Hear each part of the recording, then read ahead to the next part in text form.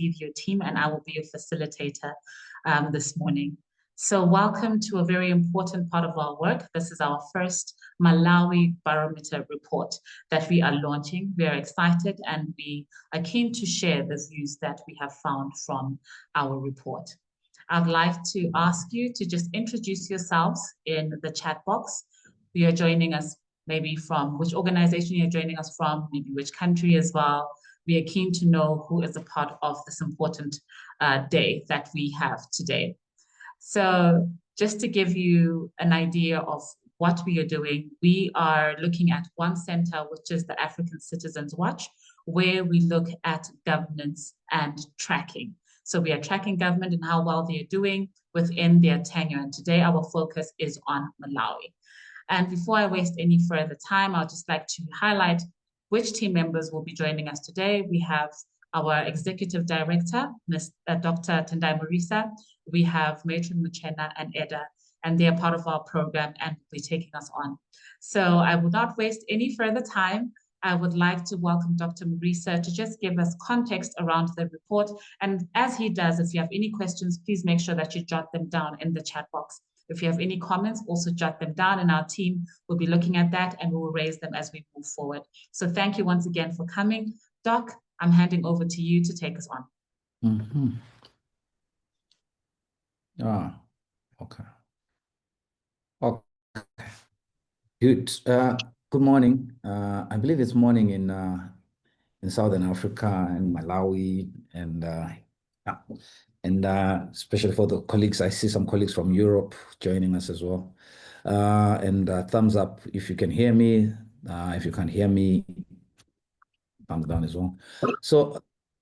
So again, welcome colleagues to this event. We are excited to have you.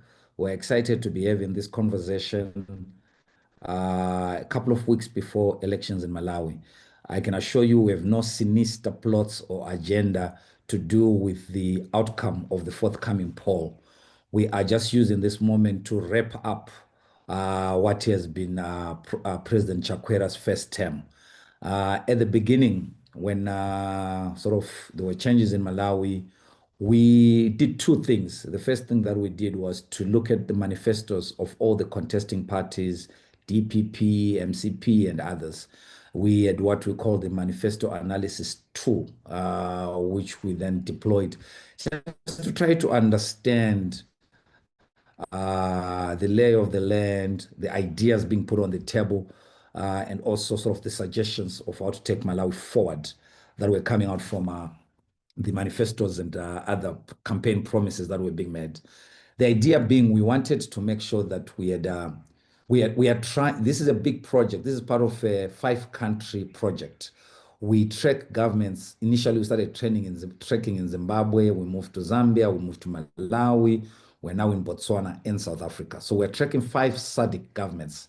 And the idea behind the tracking is to say, what happens the day after elections?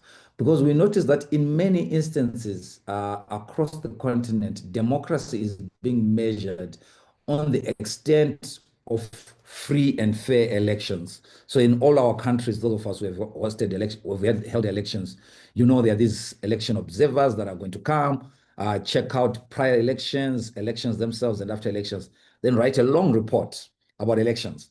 So at times the challenge is we reduce democracy to the event called elections. So here at the VO Institute, we say elections are a necessary part, but not sufficient condition for democracy. So for us to say, what is the missing component of democracy was to say the manner in which governments actually then produce public goods. And we said, what kind of sort of compact do governments have with their citizens? There are many ways of looking at compacts. You can look at a global level. You have the SDGs, where most of our governments have been signatories. You have Agenda 2063 at the African Union level. So all those are compacts. There are moments in which to say there's an agreement that we need to move in a certain way. There's the compact, say, around agriculture, where we're saying all our governments have to allocate at least 10%. But we began to move to say, no, these are compacts that are being driven externally from our context, outside of our context. But we wanted something that our politicians, elected officials, actually commit to on their own. So that's why we came up with the tracker to say these are not issues that they are being told by somebody else to do, but they use the manifesto as an instrument to woo voters, to attract voters to say, we think we have superior ideas of taking the country forward. So we began to track the manifestos. And also there's another fascination, the extent to which people vote actually uh, based on the existence of a set of ideas, or we vote just because we like the candidate. But we thought like that's another challenge that we're trying to shift, and this is a longer term project. We are interested in mindset shifting because at the moment, our politics or the manner in which we carry out the decision on who we vote for, at times has not been based on the thinking around, oh, we think this set of people have got superior ideas compared to the others. At times we vote for them because we come from the same village, we speak the same language, or we just like this political party, maybe because of their colors. They've got orange colors, I like orange. They've got green like me, I like green. But we began to say it's much, much more important. The decision on which political party you vote for is much, much more important. That's why we decided to do a manifesto analysis. Because in many instances, for instance, in Zimbabwe, the manifesto of ZANU-PF in 2018 had 242 pages. I think the manifesto of the then MDC that became the Triple C also had over 400 pages. So there are very few ordinary citizens who try to open those documents and read. So we try to break it down in a manner. So that's what we did with Malawi. Then we moved on to say we put together a tracker. My colleagues are going to explain the methodology of tracking. But the idea being to say, how do we move African democracies from a fascination only of elections, but to a fascination of understanding the whole term of a government, and also to understand what exactly are they doing, how do we measure? Because we believe that accountability is possibly the missing puzzle in the current democratic dispensation that we have. We have done well as African governments in terms of changing regimes from one administration to the other. But we risk dancing on the same spot where we just become fascinated about a peaceful transition, but without understanding what this administration achieved,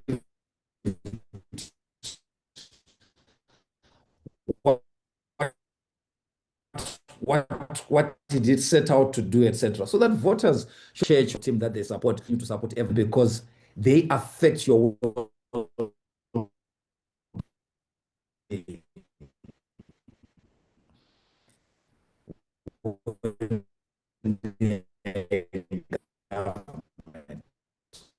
so we're saying yes for us of your expectations and what that we're trying to deal with. It's a movement we're trying to build, what we're calling the accountability movement, where we're really trying to make sure that our governments are accountable, first of all, to promises that they made on their own and how they report on their performance. So it gives me great pleasure that today we're actually launching a report in a country that I find so I hold dear, Malawi.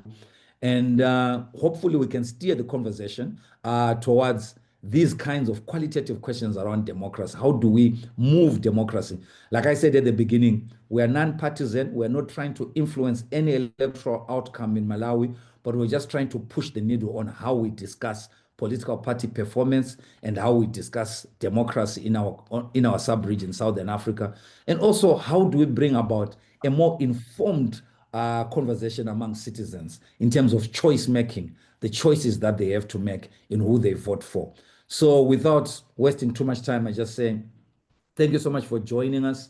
You're welcome. There will be a couple of presentations, but I hope we're going to also have a time to talk about them. So as colleagues present, some things may be very technical, especially at the beginning with the methodology, etc. Please bear with us. We want to make sure as much as possible that you have a bit of an understanding of the methodology, how we're tracking. Then we're also welcome to answering some of the questions you may have around the work we're doing. Like I said, Malawi is not the only country that we are focused on. We are doing 5 countries, and in 2026, I am told we're expanding to 2 new countries. So we'll have 7 countries that we're tracking across the SADC region. Our goal, with resources permitting, is to be able to track all the countries in the SADC region in terms of performance. So I think next year we're adding Tanzania, etc., because we really want to make sure that we can track across countries so that we see which country is performing better than others, what does that do, etc., and what kind of conversations are emerging among citizens.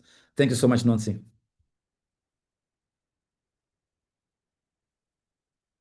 Did we lose Nonsi? Thank you, Dr. Marisa, for that introduction and giving us context about the African Citizens Watch. And I took away one comment, which is another way to say how we are tracking. And you said the manner in which governments produce public goods. And this is what we are going to be looking at in our next segment. So our barometer report looks at how the government of Malawi has been doing since 2020 up until 2025. In particular, we are looking at the Malawi Congress Party and what they have been able to produce in terms of public goods. So without any further ado, I'll be bringing on Eda Joa, who is our programs manager and the author of, well, one of the authors of the report, to come and break this down to us. What is the report saying? What have they found? What insights have they found as they were doing the work over the past 5 years of just watching the government, seeing what they've been doing, what they've failed to do, what they have parked so far. So Eda, over to you. Please take us on. Great. Thank you so much, Nonsi. I hope people can hear me and see me. And thank you to everybody who's joined this morning. So as the slides are coming up, I will just, I think, briefly give a little bit of a context and why we were excited to start tracking in Malawi. Malawi initially went to elections, general elections, in May 2019. And for many of you, you know, we know that these elections, the outcomes of those elections were contested. And even though President Tarika, the incumbent at that time, was declared the winner, it was found that there was a number of irregularities, and this ended up resulting in protests in early 2020, which saw the elections being annulled in February 2020. And the Constitutional Court annulled these results and called for new elections to be held within 150 days. And new elections were held in June 2020. Sorry, there's someone who's unmuted, so if my colleague, my tech team could just make sure that person is muted. Thanks. And this is where President Chakwera emerged as the eventual winner, and under the Tonse Alliance. So this Tonse Alliance was made up of President Chakwera together with Vice President Chilima, and this alliance emerged as the winners in the election rerun that was held in June 2020. So Malawi is actually was the first country on the continent to actually have an election overturned and then the opposition win in the rerun. So for us, as I said, this was now something that was quite exciting to then kind of see that with this, push for change and a new government, would this then translate to actual delivery on the ground and improved government performance? If we can move on to the next slide. So this is when we began to start tracking in Malawi. And I'll just go through the methodology before my colleague Matron comes in and explains more about what we have found over the past 5 years. So the promises the question comes about, where do the promises come from? Sorry, could you go back to the previous slide? So the promises came from the Malawi Congress Party manifesto, election manifesto. But we also know that after MCP came into office, policy pronouncements are also made by governments during their time in office. So these are also then captured in the time that we undertake the tracking. There were a total of 204 promises, and we've grouped these promises into 5 categories or 5 sectors, which is economy, governance, corruption, climate change, and social services. Next slide, please. And then where do the actions come from? So the actions that we say have been done to fulfill these promises, we get the actions drawn out from official publications that come either through government itself, through its various line ministries, departments, or agencies, from verifiable trusted media outlets, as well as international organizations. So, it could be bilateral partners or UN agencies that also then produce reports that talk about actions that the government has taken. We make sure that it's verifiable and publicly documented actions that are recorded. And this is a key thing for us. If an action isn't published, if it's, there's no information around it, then it's excluded from the tracker. And I know in previous times, as we've tracked other countries and we've shared what our findings, the question would, sometimes there has been pushback that, oh, this was done and this was done. And for us, it's just a further conversation to be had, just in terms of how government then makes sure that information is put in the public domain so people know what has been done. Any reported actions are triangulated, they're fact-checked. So we must, at least 2 to 3 sources, different sources, must talk about the same action before we then record it onto the tracker. And then in terms of scoring an action, to then come up with the actual scorecard of how then government has performed. If we could go to the next slide, please. So each promise is assessed, an action is assessed using a standardized scoring framework. So for the promises, at the end of the day, we have kind of 4 assessments that we have. We have implemented, which means that a promise has been fully delivered and will get a score of 14 out of 14. I'll explain how the total score of 14 is then derived. An action can be in progress, which means there's partial fulfillment. So the score that is then derived for those promises is a score between 1 to 13, depending on the depth and the quality of the action. And then a promise can then also be broken or not commenced. If it's broken, it means an opposite action has been taken that is completely different to what has been promised. And then in terms of not commenced, there's no action that has been taken. And in that instance, that promise there's a score of 0. And then for each action, we then also put in a score as we analyze it. And we look at key things. So these include whether this action is a new strategy, whether it's a policy reform incentive or it's a disenabler, whether there's an existing legal framework in place, and if not, has a new law been established? So there are new things that governments promised, and at times at that particular moment, there might not be the necessary legislative framework, but do they actually then also put it in place? Is there the necessary financing? So have the resources been allocated? Does it sit within a new ministry or within an existing ministry? Is there cross-ministry or agency collaboration that's been established? Is there a time frame that fits?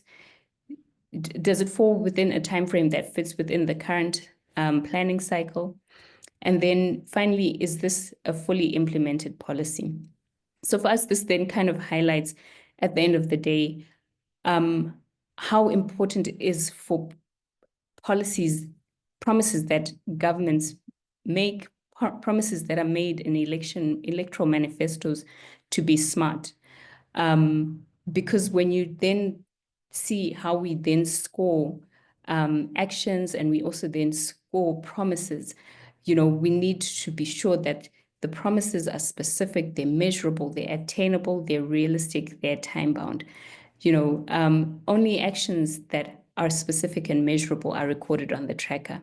And each action, therefore, must be relevant. Infrastructure must be implemented, and it must happen within a specific time frame. Smart promises and smart actions are therefore easier for us to assess and monitor. So I think one of the key takeaways as well within this work, and we'll highlight it towards the end in terms of lessons learned, is the need then to be very specific about what kind of promises can be made, and ensuring that there are ways to measure that specific milestones have been reached to ensure that citizens can also track and see that, yes, governments are actually performing. So I'm going to hand over now to my colleague Matron, who's going to just take us through and give us a more in-depth analysis of what's happened and how government has performed across the 5 sectors over the last 5 years. Over to you, Matron.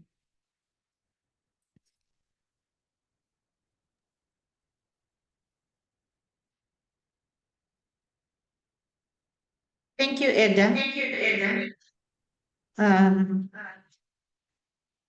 Okay, so as we started this week and as we start this presentation, I just wanted to, so that we gather here and reflect on the 5 years of the progress. I just want to invite us to hold both the data and the lived realities with equal care, so that we just go into this week well. So we are saying we started tracking this week with a total promise of 204 promises that we extracted from the Malawi Congress Party manifesto document. Of these 204, over the 5 years up until May, we had recorded 138 promises which are in progress. That means work has been done, but it has not been fully realized for us to say the promise has been implemented. We have 42 promises that have not started in, there's no traction in terms of actions, policy actions that the government have done so far. There's no promise that has been modified. So it means what they've promised at the beginning is they still maintain that 5 years later. 10 promises of these have been broken to say they've made actions that are against what they said what they promised to do. We have 14 of them which are fully implemented by this government throughout the years. If you can move to the next slide, please. So we are saying a fulfillment of 14 promises have been implemented, and we have got 13 which are ongoing. We've got 10 promises that are broken. So the overall performance score that we have given to the government across the 5 years and across all the sectors that we are tracking is a 39% fulfillment over the 5 years. In terms of what has been done, we are going to just offer the highlights of what has been done in terms of infrastructure investments. They were successful. However, there were key reforms that lagged behind. In these examples of infrastructure development that have been done is one of the notable actions that we recorded on our tracker is that there have been 34 new schools that were constructed across the country with the aim of improving the access to a learning environment.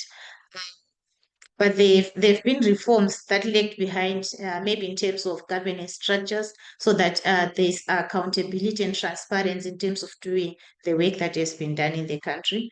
Political turbulence has been an impact along the way, which slowed down some of the elections, some of the actions that have been taken by the government. For instance, the exit of the UTMs in 2024, which then disrupted the governance sector and the police continuity. And it weakened also trust between the government and the citizens to then say, if these parties then just exit, will the same promises be maintained until the end of the term of office?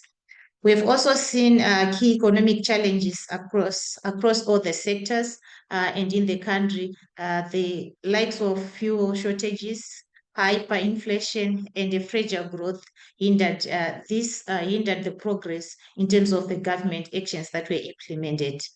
We can move to the next slide. So under economy is one of the largest sector that has so many actions. About 44% of the actual, about 44% of the actual total promises made comes from economy. We have key themes under this sector, which talks about infrastructure development, which talks about enhancing energy access, making sure that trade relations are maintained and enhanced, making sure that agricultural improvements are made so that we realize a good produce from agriculture. We have tracked 222 promises, actions so far under this sector. And out of the 89 promises made, 61 are in progress. There's no action that has been done on 17 of the promises. There's 4 broken promises and 7 of them have been implemented. We've also realized challenges that in terms of government performance throughout this sector, there is a challenge that of overspending and escalating debt. So it hindered some of the things that the government was working. We also realized climate shocks to see maybe they've done something to enhance agriculture, but we have seen clouds, cyclones, we have seen droughts, which then hindered the progress in agricultural development. So in terms of highlights of some of the promises and actions that the government has taken over the 5 years, we've just mentioned 2 of the promises that have been implemented. One of the promises that they made was to review and improve the national export strategy. And the government in 2022 launched the National Export Strategy 2. And one of the actions also in terms of introducing universal farm input subsidy program. President Chakwera launched the Affordable Inputs Program in October 2021. This was a successful venture that was done, which we have seen the program reaching 2.5 million households by 2024. But along the way, as I said, as I highlighted before, that cyclones happened, drought happened. So the program, of course, the inputs were coming, but the translation into the agricultural gains reduced along the way. We see that one of the broken promises along the way was to create a favorable environment for CSOs to participate in the economy and contribute to national development. President Chakwera assents to a controversial NGO bill, which then brings doubt to the citizens because NGOs were now hindered or did not get full potential to participate in national development. One of the promises that the MCP made was to reduce the level of domestic and external debt from when they joined, it was 3.5 million kwacha, and their hope was to reduce it to less than 1 million kwacha. But by the end of 2024, we saw public debt which rose to 15.2 million. And then we've also seen that the government has been overspending, and then which makes the debt to continuously increase. There is no action that has been done towards one of the important promises that was made, which is to promote rural industrialization. This also means that the country is, there's an inclusive growth when you're talking about rural people and also those who are in the urban areas. It also shortens migration levels to the urban areas when there is promotion of rural industrialization. But for now, there's nothing that has been done towards that. One of the actions that they've promises that they've made but have not done anything about it is to establish an economic empowerment fund with affordable interest rate for SMEs. If you can move to the next slide. There's also governance, which also holds a considerable amount of promises. The total promise made under governance were 43, and we've got 25 so far that are in progress, and there's nothing that has been done on 9 of them. Nothing has been modified. 4 of the promises have been broken and 5 are implemented. Key themes around governance are entrusted that political administration, homeland security, foreign policy, and institutional reforms. But we have seen, as I mentioned before, there's a coalition breakdown along the way, which weakened reform memoranda. If you can move to the next slide. One of the promises that have been made by the government was to establish a school of diplomacy. And we have seen that in April 2024, the Malawi School of Government was established, which offers things like administration, policy, and things like that to promote the diplomacy of the country. One of the promises that has also been implemented was to review the Land Act to protect Malawi ownership of land. We have seen a number of bills that have been passed and laws that have been passed that are related to land and making sure that Malawi citizens takes first priority in ownership of the land. We have seen some of the promises under governance being broken. One of them was to reduce the presidential convoy to less than 10 vehicles. That was one of the commitments that they have made. And in return, we see by May 2023, the government had bought 40 new cars for the presidential convoy. One of the promises that have been made also under governance was to reduce presidential powers in public appointments. But we've seen that in 2021, the president appointed his daughter as the country's diplomat in Brussels. Also of importance is the actions that have not taken place to address promises like making the Public Service Commission independent to ensure professionalism in civil service. There's nothing that has been done to establish a new police academy in Lilongwe, which was one of their commitments. As we move on to corruption, corruption constitutes a slow percentage of the total promises made by the UMC. So it's almost 2% of the overall promises that are made, because corruption only has 4 promises. And out of the 4, 3 of them are in progress and 1 has been broken. There's nothing that has been implemented yet in terms of corruption. One of the broken promises that they've made is to run a corruption-free, efficient, effective, and responsible government anchored in the culture of rule of law and constitutionalism.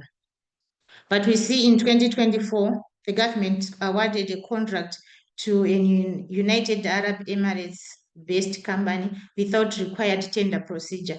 Then this influenced the running a free corruption environment. We also see that the government made a payment to SATA, one of a business person that they've engaged in business, but who was facing corruption charges, but they have said that they'd continued business with him. Social service takes up a number of promises that are made in this manifesto. We have a total promise of 147, and of these, 14 are in progress. Nothing has been done to 15. 1 promise has been broken, and 2 promises under social services have been implemented. The thrust of this sector deals with education, health, youth development, gender inclusion, and then water and sanitation. We have seen some challenges to do with underfunding of the health sector. We have seen lack of medical supplies. We have seen gender and disability inclusion efforts remained limited. For example, in terms of albinism, they promised to take care of those people and to make sure that they are seen and protected, but efforts have been limited. One of the actions that have been implemented was to reintroduce the junior certificate of education, and this was done in the year 2020 to 2021. One of the broken promises under this sector was They said they were going to review university fee structures to meet both university obligations and affordability. But in September 2023, the Ministry of Education and then turned down the plea made by the students in terms of a temporal suspension of their recently announced fees hike. There's two actions that we have just mentioned, two promises that have not gained any traction in terms of action. One of them is to improve mental health services, among other things, increasing funding for mental health and construction of new mental health hospitals in Lilongwe. We've not seen anything that has been publicly available to the citizens to see if there's anything that has been done. One of the other promise that is not commenced is to establish the 3 world-class specialized secondary schools for young selected from rigorous and multifaceted assessments. Climate change also has the list of promises that were made in the manifesto. We have a total of 6 promises. 5 of them are in progress, and there's nothing that has been implemented or broken. One promise has not started any action. So in terms of those that have been in progress, we have seen the promise of empowering institutions established to implement actions to deal with climate change effects. In January 2024, the government launched Climate Smart Public Works Program, which was decentralized across the country. And then to help smallholder farmers build resilience to climate change, we have seen that the government has supported smallholder farmers in one of the districts with an irrigation system that has been there, that has been made. But nothing has been done to finalize and implement the National Climate Change Policy Framework. I think at this moment, I'll invite Ada to take us through the overview of government performance. Thank you. Thanks, Matron, for the in-depth analysis across the 5 sectors. So what does this translate to at the end of the day? Our 2025 Barometer Report for Malawi reveals that across those 5 sectors, when we analyze the actions that they have undertaken to fulfill the 204 promises, that they have an overall implementation score of 39%. And so while we see that 14 promises were fully delivered on and 138 were in progress, 10 were broken and 42 remain unaddressed at this stage. Then just across the different sectors, just to again give a visual of where government efforts have been focused. It's mostly been in economy, and that's where they scored their highest performance assessment with a score of 44%. It has the most actions. Out of 230 actions were undertaken in the economic subsector. But we also note that 19% of the promises of the 89 promises that were made in the sector were not commenced. This is then followed by governance, where they have a score of 42%. And then climate change with 41%. Government didn't do so well, or the least performing sector for them was in social services, where they scored 33%. They had 62 promises, and though they made 147 actions, they have 24% of those 62 promises where they've actually not commenced or undertaken any actions towards the fulfillment of those promises. I'll just want to conclude by just maybe highlighting a couple of lessons that we've learned along the way. And just to, again, or just to highlight that this is analysis of 5 years of the first term of office for this government. So some of the things that we've discovered as we've been tracking is that macroeconomic shocks, so in this case with Malawi's COVID-19, the government came into office in 2020. It was just at the, tail end of COVID-19, but the impacts were still felt. They've had 5 cyclones during the time that they've been in office and a drought, plus also global geopolitics has an influence on performance. This is not to then also give them a get out of jail card in instances where they have done things or implemented actions that break or do not go towards the fulfillment of the promises that they have put forward. But this also then leads to our second aspect, where there is a disconnect between political rhetoric and governance reality,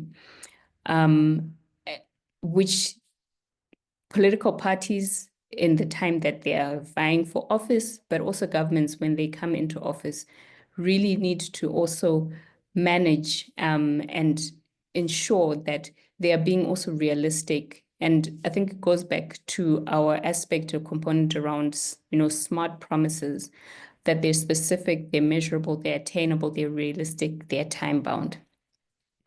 And then thirdly, overpromising in fragile context leads to citizen disillusionment. There was much hype, there was much promise that was made with the change of government in 2020.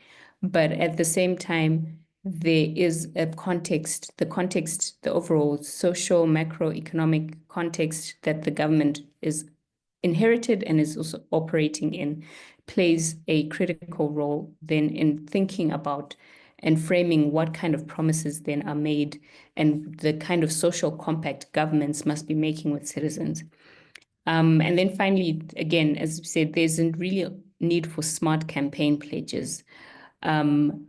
Rhetoric, overpromising, but also knowing that the context that you're in does not allow for some of these promises to be fulfilled in the manner in which they've been outlined in campaigns, becomes something that's quite critical. So really the need for smart campaign pledges. It also then helps also in tracking and citizens being able to see that certain milestones are being reached and fulfill those promises at the end of the day. I think I'll end here for maybe any questions or comments. I know it's a lot, and the report will be available soon after this presentation, this launch, for people to then further digest, and we can then engage further around it. But I'll hand back to you, Nancy, to maybe facilitate our Q&A, any questions that have come through. Wonderful. Thank you so much, Eda and Matron, for those presentations. So just as we take a little short recap of what you have spoken about, as people think about some of the questions that they might have, we already have 3 in the chat box, and I look forward to getting more of those questions. So in essence, the presentation looked at 5 sectors that this report reports on. The first one, there was governance, there was economy, there's corruption, there's climate change, and there's social services. Maybe, Rebecca, what I could ask from you as the team is just to show those 5 sectors and the percentages that are there, just to help people, look at what they would like to focus on as we go into the question and answer section. But let me just start with the questions that have come through the chat box. And the first question that I have here is on methodology. And it is from Benedicto Kondowe. And he says, on methodology, you largely relied on secondary data, published reports, official, and media, which you claim were triangulated with other sources. Could you specify which additional 2 or 3 sources served as the triangulation points? So I'll take 2 questions at a time. So that's the first one, Eda and Matron. But Eda, I'll throw that one at you because you looked at methodology. The second question says, in terms of ensuring objectivity, how did you address potential biases in the secondary data, especially from media and government reports, and the findings of the Barometer report remain credible and balanced? So Eda, I will throw that to you. Please help us out, the one on methodology and on objectivity. Great. Thank you so much for that, Nonsi, and thank you to the colleagues who've fielded those questions. So in terms of when we come across an initial report, whether it be from government or in the media, around an action that government has taken or governments have taken, the first thing we do is we look for, so if let's say if it's a government report, it's maybe a post-cabinet briefing, pronouncement, Ministry of Finance has issued a report, we will look for another source. So we'll look and see, okay, in media, are they reporting it? And again, looking at both private and, national media houses or, national media houses. And then also look to see if there is a third aspect, a third citing or reporting around that particular issue. Again, it could come from another media source. It could come from an international agency. So when I talked about triangulation, for us, it's that we get at least 2 to 3 different sources reporting on that issue and maybe putting together the same information, the same statistics, and so forth. One of the things that we have tried, we're looking to push further in the second phase of tracking when we continue with Malawi, is when people go onto the platform, we have something that we say submit an action, where we would want to be inviting citizens on the ground to also be able to submit their experience or evidence that something has taken place in their area, in their place. So they'll submit a short write-up and then it could be followed up with a photo or something like that. So that's how, we've done kind of like the triangulation of, or what we're calling triangulation, to make sure that we're not just relying on one source.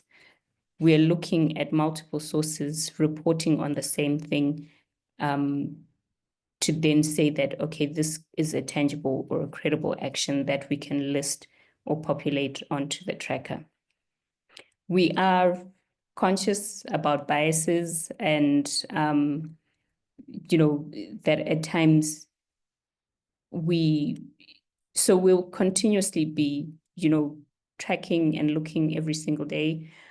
And where, in instances where we might and have found that maybe what was initially reported did not turn out to be true, we then make the necessary adjustments on the tracker.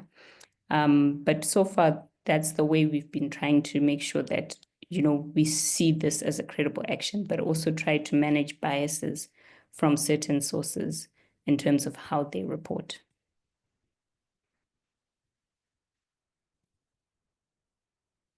Hopefully that's answered. Thank you. It's a work in progress. Yeah.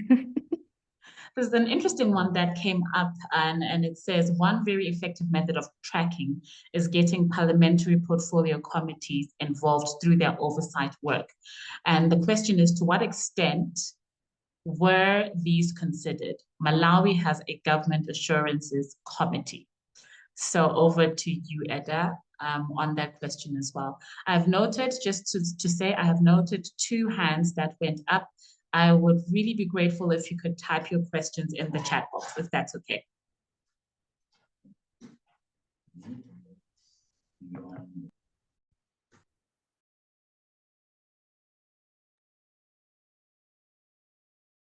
Great. Thanks for that, Nonsi. So yes, we do also look at parliamentary reports, parliamentary portfolio committees to, again, ensure that whatever is being reported, there's credibility as well to it. So we do make sure that we also use those reports as well.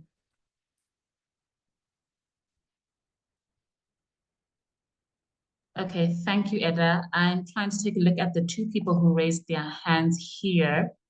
And I'd like to give you a go. Unfortunately, I can't see who exactly has raised their hands. I am seeing the 2 hands. That's sure. It's Paxton Nkoma and Paxton Nkoma. Nkoma. Paxton Nkoma. Robert. Thank you, Doc, for that. So Patson Goma, please go ahead. Thank you very much, and thanks for the presentation of the report. I have 2 comments and probably 3 questions. My first comment is on the economy, where you have indicated that there was a promise in relation to Economic Empowerment Fund, which is not commenced. I would like to suggest that that should be cross-checked, because the government established the National Economic Empowerment Fund, which is NIF, specifically to provide loans to small and medium enterprises, but also later on to provide the same for agricultural inputs. So probably that needs to be checked. Another one is on the promise of Universal Fertilizer Subsidy Program, which I think it was categorized as implemented, but the Malawi Congress Party promised to initiate the Universal Fertilizer Subsidy Program, but instead they implemented the AIP, which is the Targeted Affordable Inputs Program, which is contrary to the Universal Fertilizer Subsidy Program. So I think that needs also to be checked. But my question is, how did you try to track other promises which were not part and parcel of the Malawi Congress Party manifesto, but rather it was based on the Tonse Alliance administration? I have in mind the mega farms and the other elements, which was the basis for the 2020 election. So you may track the 2019 Malawi Congress Party manifesto and not track the 2020 manifesto, which was a joint ticket under which they were ushered into government, which I feel also contributes to their promises. And in relation to the same, how did you relate that with the actual performance of the administration? Because they may not implement what was in their manifesto, but in the Tonse Alliance administration, which ushered them into government. So I wanted your reaction on that. But also the other one is in some elements like climate change, you indicated that 5 are in progress, but when highlighting the actual interventions or promises, maybe only 2 are highlighted. So I've seen that in several elements. Is it that the details are provided in the full report, or it's the approach? The other one is also sometimes there will be an indication, for example, in the social services, there will be an indication that there were 147 promises, but when you are categorizing them in terms of how many are in progress, how many are not commenced, how many have been broken or implemented or modified, then they will not total to the 147. Is it by design of the presentation so that maybe the actual indications will be in the full report? And the last one is the 39% overall performance. Is it only taking into consideration the implemented promises, or it is also taking into consideration the 138 promises in progress? So I think that was my immediate reaction. Thank you.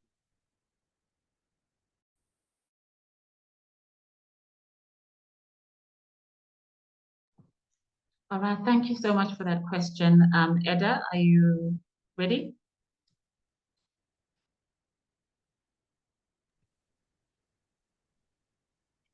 Thanks so much, Nancy. So the first question, which was in relation to Tonse Alliance and their manifesto, and I think the use of the MCP manifesto.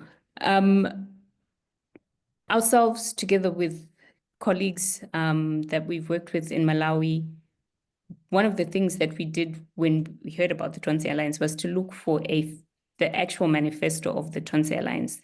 There was reference made to it, but there was actually no physical document. And as I said, this was like an effort between ourselves and even colleagues. in Malawi to try and find written up Tonse Alliance manifestos that we could then use to then extract promises. We then went with MCP because of, since in the alliance, it was decided that President Chakwera would run as president, and Vice President Chilima would be his running mate. So that's what we then used to bring about and extract those promises using the MCP manifesto. Then in terms of, I think, the issues that you've raised with the promises and actions that possibly we need to then maybe look at and have a look at, two things is, well, it could be in terms of just if it was reported, how it was reported, but these are also things that we do welcome in terms of the feedback. This is the first round, of us having done this tracking. It's quite extensive. It's 204 promises. But yeah, I think it's something that we can then make sure that we then look at and make sure to see, okay, how then do we ensure that, we've captured all of those things. But we'll definitely look at those two issues. I think the 2 or 3 issues that you've raised in terms of the promises and the actions that we might need to consider, where we've said that they're not implemented, but there has been some traction that you've indicated that we should look at and see if that's not a tangible action. Thank you, Edo, for that question. So I'll just give you a bit of a breather. I want to say that I have noted. Sorry, Doc? Can I just come in? I think Yes. I think there was a lot that the colleague asked, and it would be, yeah. I think one thing that I would say is to refer all the colleagues that are on this call, to refer them back to the tracker itself, because the information is still there online. So what we did in both the PowerPoint presentation we just made and in the summary and even in the report was to give maybe highlights of actions taken, because we can't document all of them, because it will just be a list of actions. Because for one promise, you may find that to fulfill one promise, you have to take close to 12 actions, 20 actions. And for us to fulfill that, to list that, it will just be tedious, and for presentation is difficult. But if you go on the tracker online, and I believe the ICT team that is working on this webinar is actually sending that link right now. If you go on that one, you begin to look for all the things that we've listed, etc., is there. You can see the detailed breakdown of what we've been tracking. It's not all in that. The presentation cannot capture that. What we've just done is provided highlights. Thank you so much. Thank you, Doc, for that. And I just want to say I've noted Benedicto, your second question, and Robert White. I just want to take one question here, and Matron, I'll hand it over to you. And the question is, how do we fare with other countries you have also tracked recently in SADC? Would be good to understand how we fare against our neighbors. Matron, can you take that question on?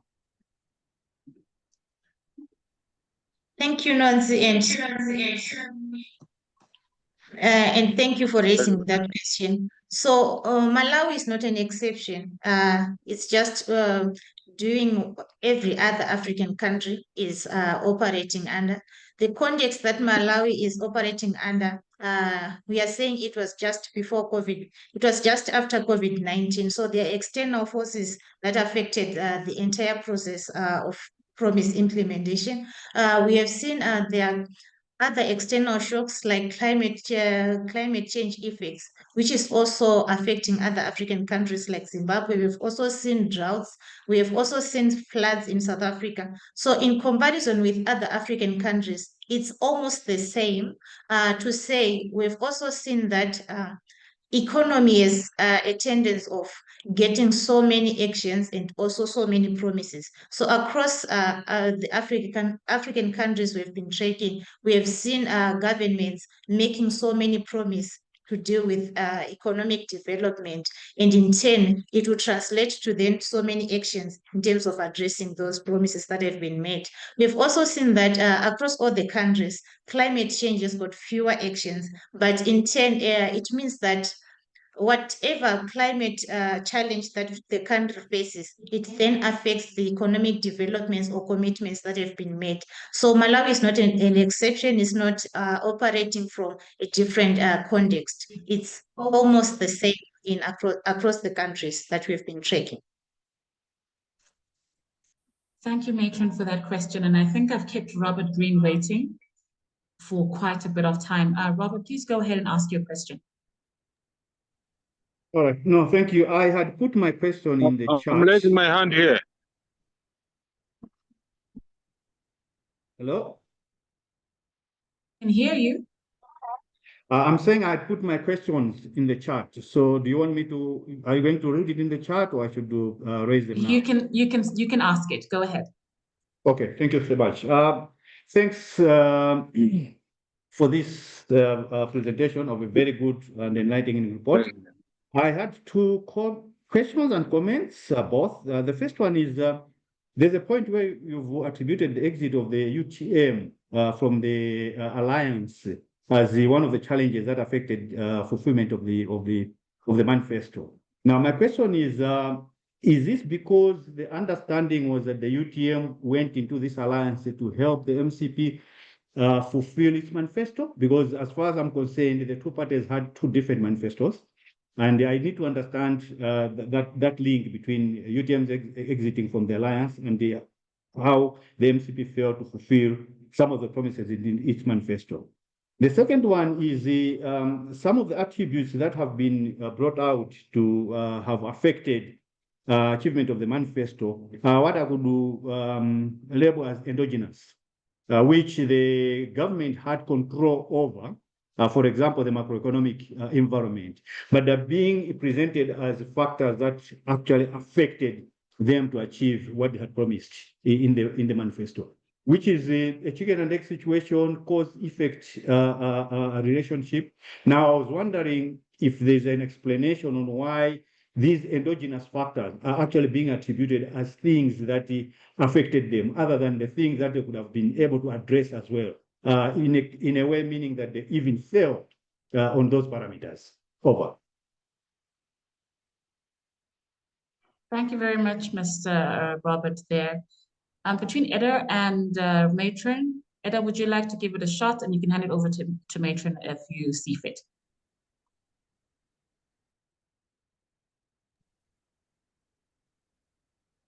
All right, thank you so much.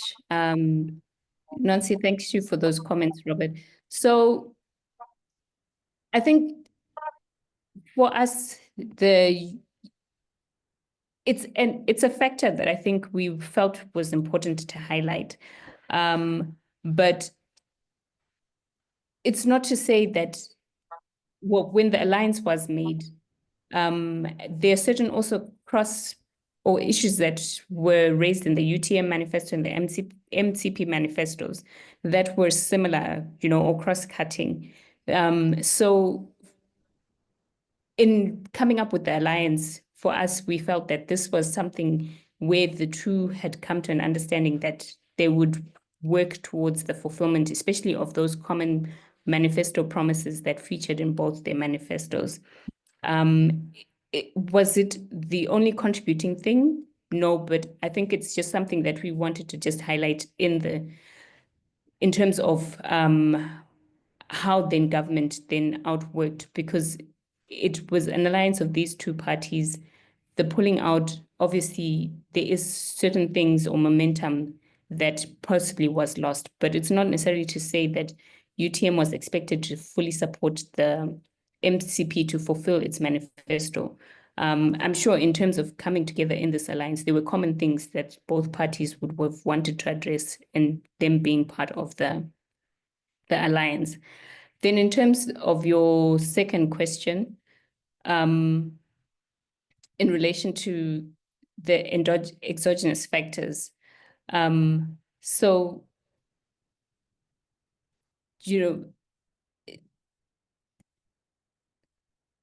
okay, so you said some of the reasons given for the below expected performance are endogenous, and yet they're being attributed as reasons. Was it not their responsibility to put in place an environment that would facilitate achievement of these aspirations? That, I think, yes, it was possibly a responsibility for them, but I think it goes back also to the lesson learned that we highlighted, that I think the importance then of being realistic in terms of the promises that are made, given the context that is in place. In terms of, as I said, one of the things that we base or we score actions around is whether resources are actually available. There's the financial commitment that's being put in place or that is there. But then knowing and understanding that, the debt situation, what it is, and over the years, what it's grown to continue with, the same kind of promises and not modify them in any way. And I think that's the reason why we also have something around promises that are modified, in the recognition and the hope that governments can also, as they're going, realize that in some instances, the things and the environment that they need to fulfill those promises is not yet in place. And they need to then go back to citizens and be able to say that, okay, we've had to modify or change up this promise. But yes, I think there is some responsibility that does lie with them to make sure that they have created the environment to also fulfill those promises and to implement the actions that they need to fulfill those promises. But at the same time,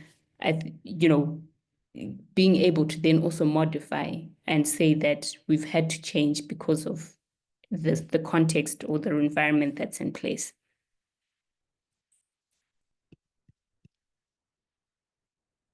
All right, thank you, Eda, for that. Kondwana, I saw your hand. I said I'll come back to you after this. Please go ahead and ask your question. You highlighted that it's linked to a previous comment that was made. Go ahead.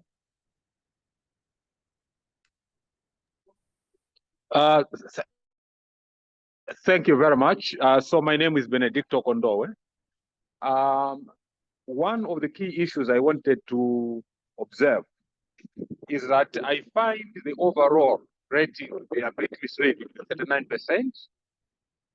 But I understand why it is misleading. It's because on the question of progress, from my point of view, you needed to determine whether progress was significant or not, because that could have helped you to have a fair overall assessment in terms of the attainment of the implementation of their manifestos. So I think this is significant because we do not have evidence showing whether the progress that has been noted was significant or insignificant.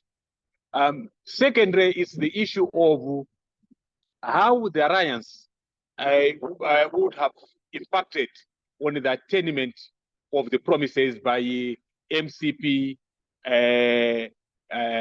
party, on the understanding that when the alliance was formulated, there was no clear direction in terms of which promises will prevail within the spirit of the alliance. So I thought you needed to carefully reflect on this dimension, because it has a bearing where now we have multiple promises that will need to be satisfied within the framework of alliance, which sometimes would take the direction away from the initial intentions that Malawi Congress Party might have had. Finally, it's the issue of whether from your own expert knowledge you would conclude that the 204 promises, if we had the best leader under the macroeconomic environment that you fully understand, those promises would have been achieved. I think this dimension is also clear, because perhaps it might help you and us to conclude that political parties are promising more than what the macroeconomic environment would support. So that we don't just look at the number, even if we had the ideal president, a desirable president that we want. with the 204 promises, would they have been attained within the macroeconomic environment that is obtaining? I'll stop there. Thank you. Nancy, may I answer that? Yes, Doc, please go ahead. Yeah, thank you so much, Benedict. I'll just answer the last part, because the contestations around the manifesto, Tonse Alliance, then whatever, it's very technical. We were in Malawi. We camped in Malawi. We had meetings. I see some of the colleagues who were in that meeting. They're on the call. We spent 2 days brainstorming around this. So it was a real challenge. So it's not like we just did these things at a distance. We've been engaged. And even our Malawi colleague who was helping track this work is not available now because of other commitments. So we've been on the ground, engaged with Malawian-based researchers. So yeah, I think that's a challenge around this. We hope that we'll have a clearer picture after this election in terms of which manifesto, etc. But I want to go to your last comments, because this is exactly something that we've been discussing as a team. Because you raised to say, does it mean then the failure to accomplish or to meet, to really convert all these promises into policy actions, results, etc., is something that we put on the table of the leader to say it's weak leadership? The leadership school of governance or democracy may argue that way, but some of us look at it from an institutional perspective. The first thing that Edda said as she concluded her presentation was this thing around smart promises. Many of our politicians, office holders, not only in Malawi, but across the continent, they make these promises in a very loose manner. There's no discipline around how promises are made. And they're just using it to be, if I promise that I'll give people free fertilizer today as a politician, the next guy will come and say, I'll give you free fertilizer plus money, because I just want to be better than the other guy. But we are not even checking our capacity as a country.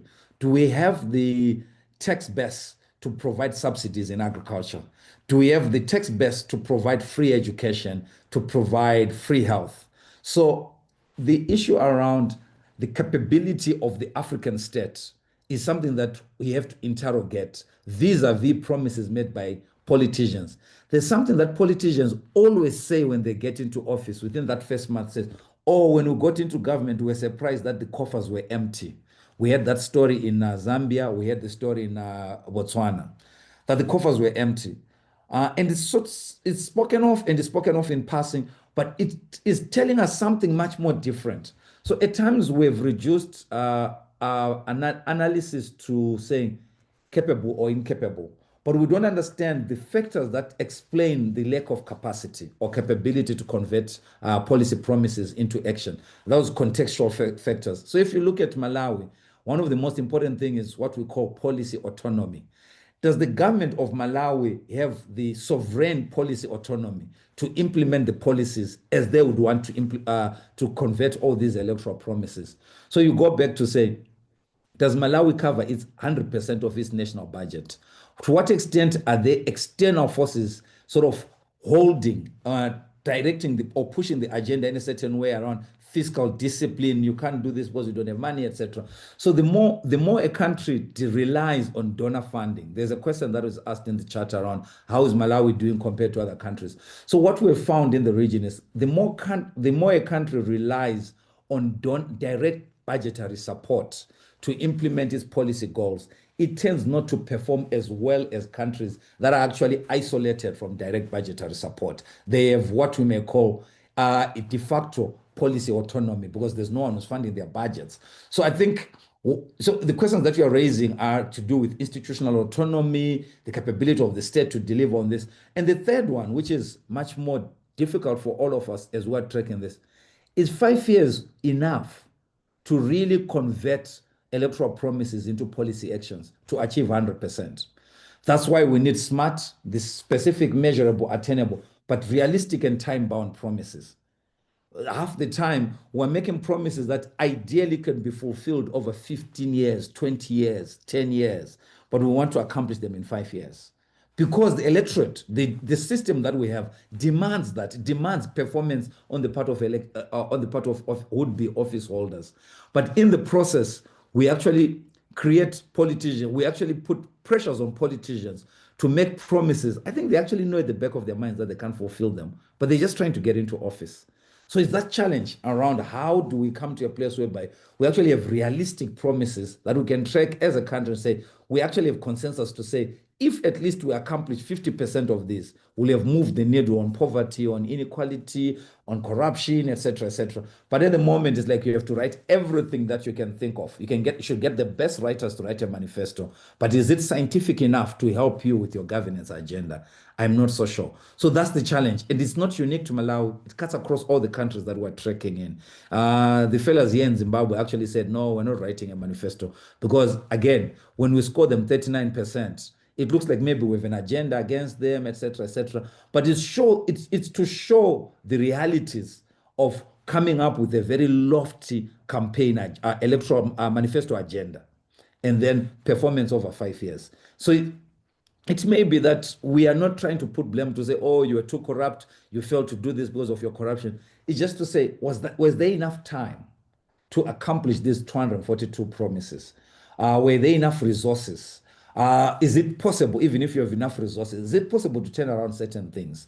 So I think, yeah, you're right. That's the challenge we face. But we're still looking, like I said at the beginning, what we're trying to do is to come up with an accountability compact where we can at least hold office holders to the things that they are promising. So we understand there are endogenous factors, there are also exogenous factors that we have to consider. But at the end of the day, there's something that you have to produce. At the end of the day, there's something that we have to use as a judgment to say, what did you accomplish out of your 5 years in office? Thank you, colleagues. Thank you, Dr. Marisa, for that. I'm cognizant of our time, and there's still a couple of comments and questions that are in our chat box, and I saw your hand is yes, and I'll be coming to you. I also just inboxed you to let you know. So just to highlight, I had some questions from Grant and a Manson Soko, and these are directed mostly to the Malawian government and what they can do better. So we track what has been spoken about by government, not necessarily in the process of how they got to the promises that they made, but I will not limit your questions, but allow me, Manson and Grant, to just pause on those for a moment and then look at this particular question by Cynthia Ferrero, and then I'll go to Yas. So she says, when evaluating the current government's performance, did you consider projects that were already underway or scheduled to start before they took office? Specifically, projects initiated under the DPP era that were completed during the NCP's tenure and those planned or commissioned prior to the current administration should be distinguished. Some infrastructure initiatives, for instance, were already in progress when the current government assumed office, which may impact the assessment's accuracy. So just to highlight the question is, did we consider projects that were already running before this current government came into power? Doc, Eda, and Matron. Can I pass it on to Matron? Please. Sure, thanks, Nonso. So we are saying, of course, we are looking at what the government has promised and what they eventually do. But there's one particular one that is of interest to say there is one promise that this government has made in social service. They said they were going to abolish the tenure system. So this was already done. When we looked now, we were trying to track that, and we are seeing this has been done before they even got into power. So it was already abolished. But what President Chakwera did was to maintain the abolishment of the tenure system, to say that university students get a certain percentage in terms of paying their tuition fees. So we are saying, yes, they say they will abolish it, but it has already been done.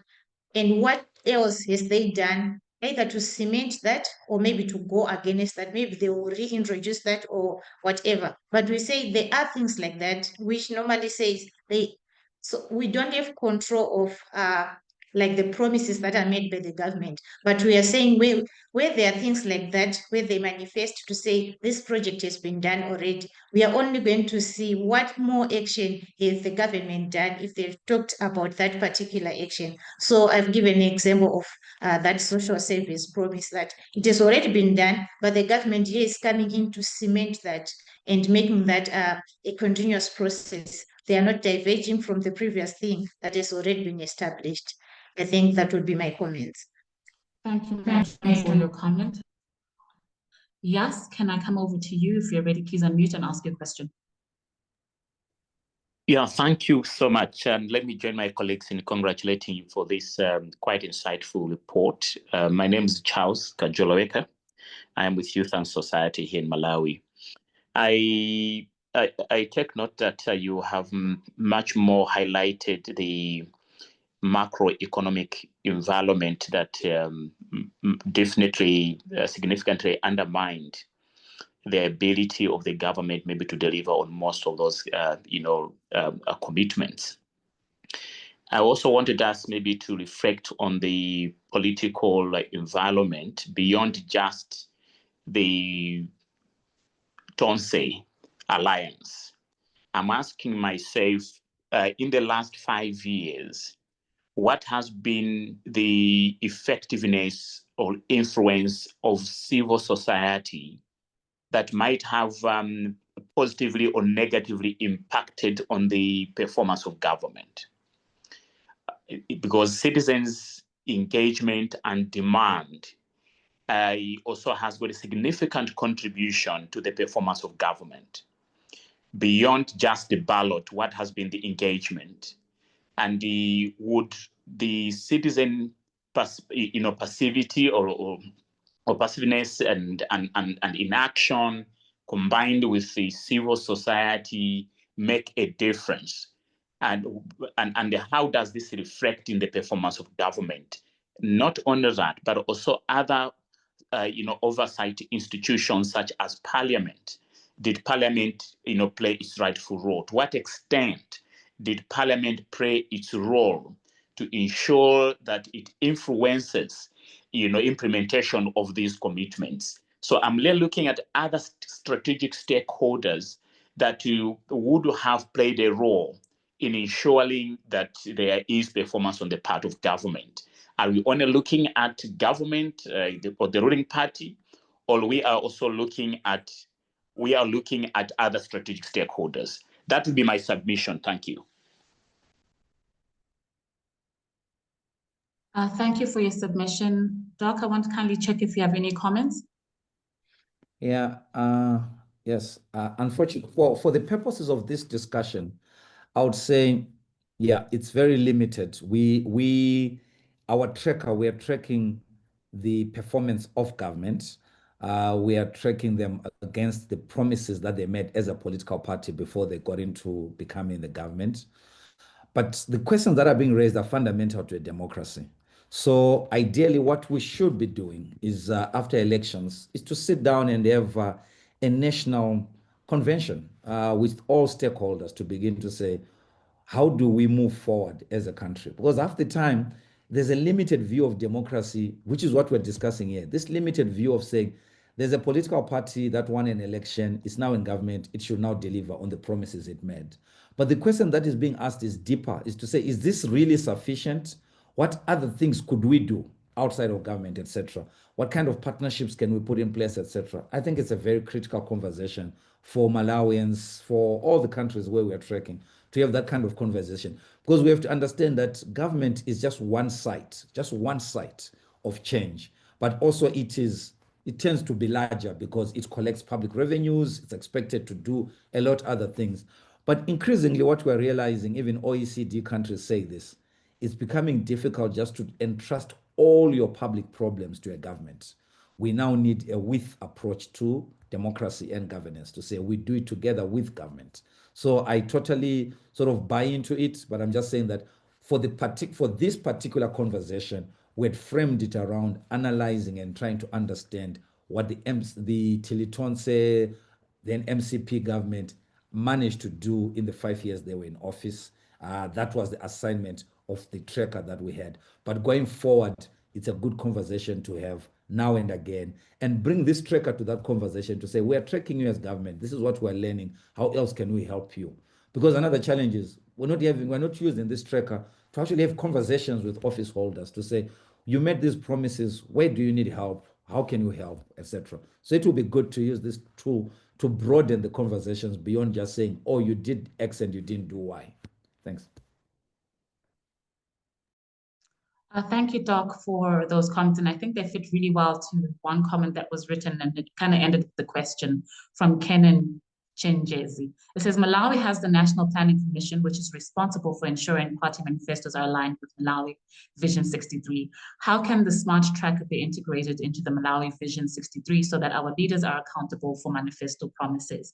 And I think that kind of just dovetails from what Doc has spoken about. We are trying to start a conversation how best we can speak into policy. And this will also speak into the section that we're getting into as we are almost concluding our launch today. And Doc is going to take us on, and just Dr. Marisa is going to take us on just to tell us about the next steps. What are our recommendations? What happens after this barometer report? And Doc, I'll hand back to you. Oh, okay. If I had known I had this chance, I would have reserved some of my sort of earlier remarks, but it's fine. So so I'll start off by just saying, whenever we are in Malawi, I'm partly Malawian, and whenever we're in Zambia, we feel at home as a team. But what is more exciting for us is the extent to which colleagues in Malawi are engaged with these issues to do with promises and their conversion, unlike in other countries. So there's that deep connection and deep expectation among citizens on what governments should do. And I think that's what we need to build upon as we're trying to build this accountability movement, so that our civic engagement, as we engage governments, we're engaging on a more evidence basis. We've got evidence, etc. And I noted on the other side, I noted the contestations around the tools. When we're talking about methodology, colleagues like Grant saying you need to be looking at these, etc. That is well noted, and we'll use it. But just to say that we are very, maybe because we first tracked in a highly polarized environment. Our first tracker, which we launched in 2018, was in Zimbabwe. And in Zimbabwe, it's a highly polarized environment. So just depending on government documents alone, would have seen like we're trying to be government's mouthpiece.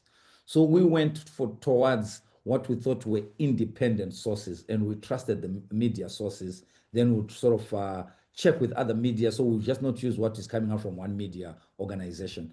So yeah, given the fact that toxic polarization is not something that is common across the region. In other countries, people actually trust government as a source. And the parliamentary reports that the colleague was making reference to is definitely something for us to consider as we build upon the next phase.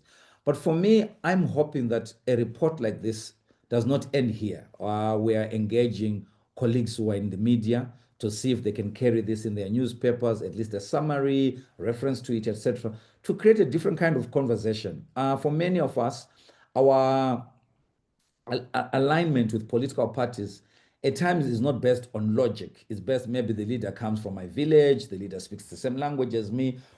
So, but voting should not be a heart issue. It should be a head issue. It's a logic issue.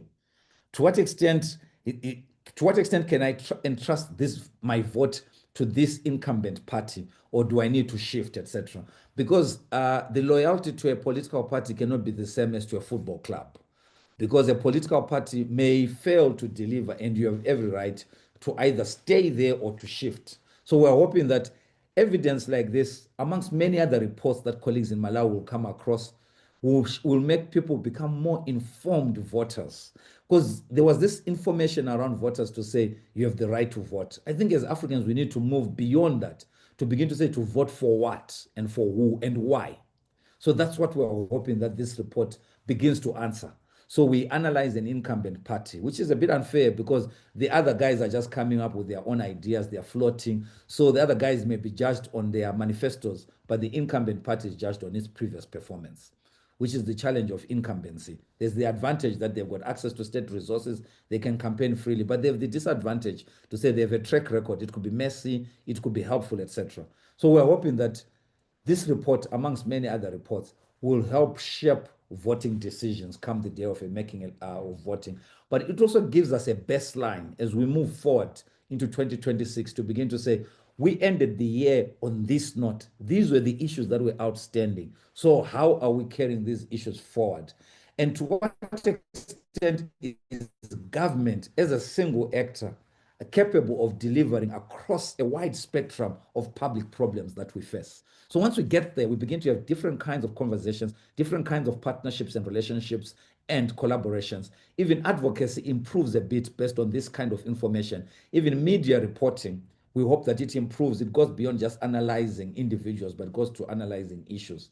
So for us, we are contributing slowly, and we understand that we are contributing towards changing the qualities of our democracy beyond a fascination only with elections, but to begin to say what happens after the day of elections until the next elections, which is where our tracking really takes place. And with those words, I thank you so much for being part of this conversation. And we are always eager to engage either via social media, via emails, on the phone, to have chats. If people want another conversation like this, we're always eager to organize these, etc. Resources permitting, we're also eager to have face-to-face conversations in Malawi around these issues. And we'll also, just as a notification, we'll be launching our report on the performance of the 5 governments that we're tracking before the end of this year. And we'll also make sure that we share that, so that for those colleagues who have been asking the question to say, how is Malawi doing in comparison with others? That may help. Thank you so much again, colleagues. Thanks so much, Nancy. Thank you to you, Doc. I just wanted to also highlight the conversation that Grant has started on the chat, where he's asking, how can the Malawi government do better? So just to say, Grant, I did note your comments, but more so they're directed to the government of Malawi. And I think these are conversations that should be ongoing beyond this launch today. So just to say that our report is available on www.cvuinstitute.org. I've also posted a link in the chat box. And if you'd like to know more, we also have a podcast called the What If Podcast, and our latest series discusses the different trackers that we have in Malawi, Zambia, South Africa, Botswana, and Zimbabwe. And especially if you're interested to find out how these are faring in the 5 sectors that we track, and also looking into the specific countries and how their tracking looks like. What are the highlights that you can find around other countries? And also this year, as Doc has highlighted, we're going to be looking at comparison of all the 5 countries, but we also have the South African Barometer Report that will be coming out soon as well. So I hope you look out for our work. Please do follow us on our social media platforms at CVU Institute. We're available on Facebook, we're available on Twitter, we are on Instagram as well as LinkedIn. So CVU Institute. So I just want to say thank you to everyone who has attended today. Thank you also to the speakers, to Matron, to Edda, to Doc for attending as well and telling us about the context. And thank you to you for joining us in this milestone of our work, our first Malawi Barometer Report.